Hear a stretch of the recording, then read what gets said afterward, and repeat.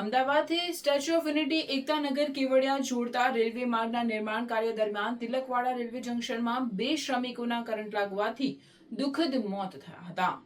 અમદાવાદથી statue of unity Ektanagar Kevadia જોડતા railway માર્ગના નિર્માણ કાર્ય દરમિયાન દાહોદના ડામોર ગોવિંદભાઈ તેમજ વિજયભાઈ નામના 2 શ્રમિકો તિલકવાડા રેલવે સ્ટેશન નજીક ખાડો ખોદી અંડરગ્રાઉન્ડ વાયરિંગ કામ કરતી વખતે 2 યુવાનો પરાઈ વડે ખાડો ખોદી ખાડામાં ઉતર્યા હતા.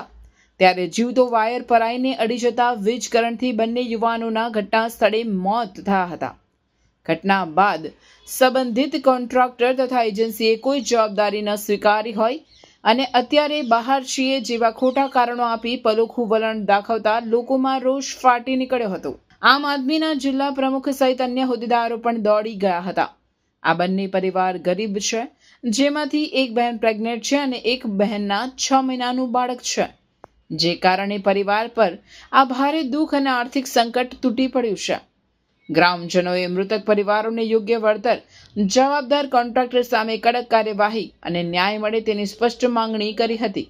અને જો તાત્કાલિક ન્યાય નહીં મળે તો આમ આદમી પાર્ટી દ્વારા મૃતદેહ સ્ટેચ્યુ ઓફ યુનિટી ખાતે લઈ જઈને ત્યાં न्याय માટે આંદોलन કરવાની ચેતવણી પણ ઉચ્ચારવામાં આવી હતી.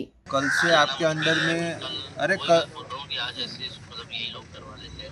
यही लोग कैसे होंगे? 2 लोग मर गए हैं. हाँ, आपको थोड़ा सीरियस लेना पड़ेगा इसमें और आपको तुरंत यहाँ पे आना पड़ेगा. हाँ, पब्लिक भी रुकी हुई है, इनका अंतिम संस्कार करना है. नहीं तो ये दोनों डेड बॉडी लेके हम वो जो स्टैच्यू ऑफ यूनिटी है, ऐसा नहीं, ये दोनों डेड बॉडी लेके जो स्टैच्यू ऑफ यूनिटी है, जो देश के वड़ा प्रधान का ड्रीम प्रोजेक्ट है, वहाँ पे लेके जाते हैं. हम पीएमबीएम नहीं करवाएंगे. हम जो देश के वड़ा प्रधान का जो ड्रीम प्रोजेक्ट है ना, यहाँ पे ये दोनों डेड बॉडी वहाँ पे लेके जा रहे हैं हम. फिर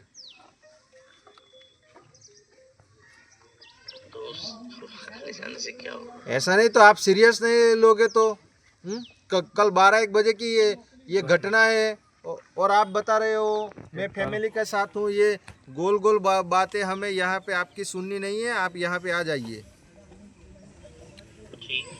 हाँ.